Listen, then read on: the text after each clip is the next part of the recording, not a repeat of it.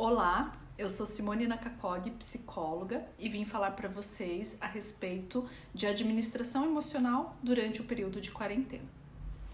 Uma das coisas importantes nesse período é que você entenda e aceite que você pode ter algumas emoções que você não conhecia ou que você talvez evitasse, né? Sentimentos de medo, de ansiedade, de preocupação, raiva, revolta, todos aqueles sentimentos que muitas vezes a gente acaba deixando de escanteio e preenchendo com a quantidade de atividades que a gente insere no nosso dia a dia, na nossa rotina do dia a dia.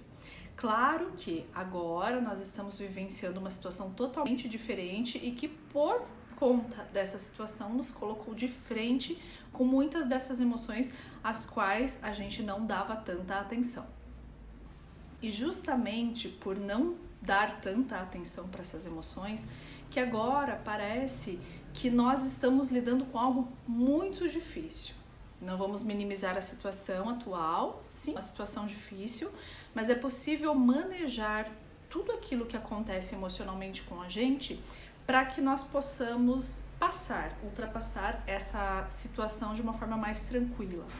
Então, para que nós comecemos a pensar em manejo emocional, é importante que você saiba que existem algumas ideias, né, algumas sugestões que você pode colocar em prática para que você consiga aos poucos observar o que é necessário ajustar aí dentro, tá? Em relação a tudo que você está sentindo nesse momento. Então, uma das primeiras coisas que eu sempre sugiro, e nesse contexto talvez seja até mais interessante ainda, é buscar um aplicativo de meditação. E por que buscar um aplicativo?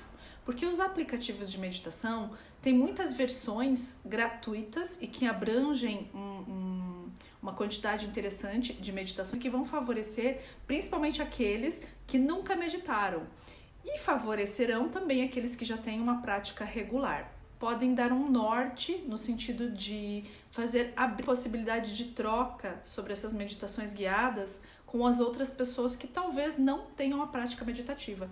Então, essa é uma via de administração emocional para que você possa acalmar as suas emoções e conseguir pensar com clareza. Uma outra prática muito interessante que vem do mindfulness, né? Na verdade é uma prática que está inserida em diversas técnicas, diversos conceitos, diversas ideologias, mas no mindfulness em especial, a prática da respiração e de prestar atenção na sua própria respiração ajuda a trazer tua mente e tuas emoções e teu comportamento para o aqui e agora, para o presente. O presente é o único local, é a única coisa que nós temos para resolver, que nós temos possibilidade palpável de fazer acontecer. O que ainda vai acontecer, o que está no futuro, nós não sabemos, nós não temos poder de decisão e nem de ação. Então, não adianta nos preocuparmos com o que virá, isso só vai gerar mais ansiedade. Preocupar-nos com o passado também só vai fazer com que a gente remoa muitas vezes situações que foram difíceis. Não há algo que se possa fazer em relação ao que já passou. Então, o que está acontecendo nesse momento agora, no presente, é o que é possível ser administrado agora, né? Aquilo que está acontecendo com você nesse momento, sim, você pode olhar, você pode fazer com calma, tá? Manter a mente no presente, se você ficar, né, os exercícios de mindfulness, você vai ficando cada vez mais aprimorado, mais aprimorada nesse sentido. Tem um exercício uma prática de respiração do mindfulness que eu postei no meu feed. Basta você procurar aqui, tá bem pertinho dessa última postagem, e lá eu ensino a fazer essa prática. Você pode fazê-la acompanhando o vídeo e depois, mais tarde, você pode repetir essa prática sem que necessariamente você esteja acompanhando. Uma outra coisa muito importante de ser inserida nessa época, né, de quarentena é cronograma disciplinado daquilo que você precisa realizar. Pode parecer uma coisa muito quadrada, mas o cronograma nos dá uma sensação de segurança, porque você vai visualizar tudo aquilo que você precisa realizar durante o seu dia, principalmente se você estiver fazendo home office, e isso vai ajudar com que você possa fluir dentro desse cronograma.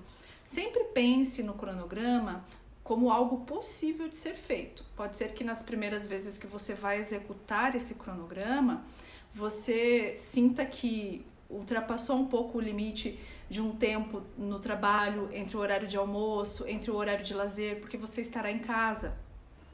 E estando em casa, muitas vezes a gente acaba perdendo um pouco a mão, né? Porque é um ambiente que você tinha associado com outro tipo de coisa. Muitas vezes é um momento de lazer, é um momento de descanso. Então é preciso que se insira isso aos poucos.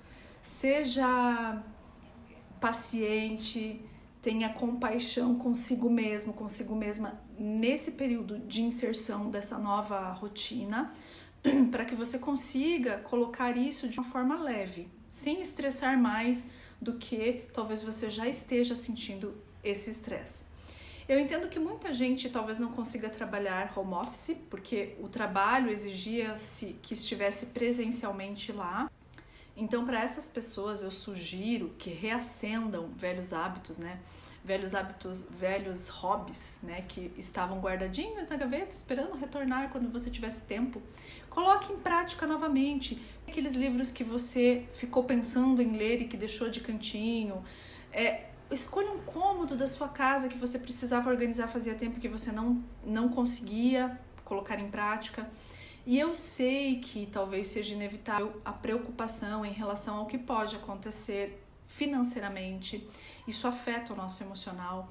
Mas se você conseguir inserir uma rotina, mesmo que difícil no início, que tenha esses elementos, né, de inserções prazerosas, de atividades prazerosas, pode ser que você consiga minimizar aos poucos essa sensação da preocupação com o futuro.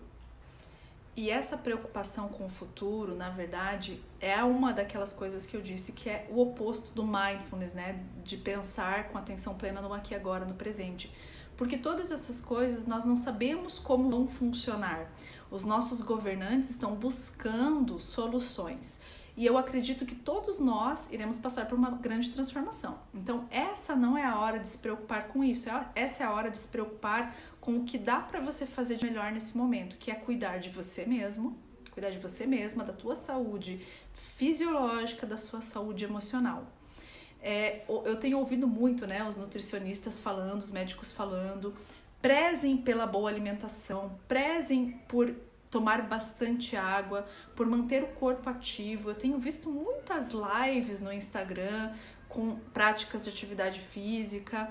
Claro que se não tem o hábito de praticar alguma atividade física, comece leve. Procure as lives de yoga, de alongamento. O importante é você manter o seu corpo ativo, seu corpo hidratado, sua mente em movimento, né? Estude, leia coisas interessantes, evite a quantidade de notícias que está disponível, né? Porque se você for procurar, se você for clicar lá no Google, coronavírus, é informação para a gente não dar conta de receber até o final da quarentena, seja lá quanto tempo ela vai durar.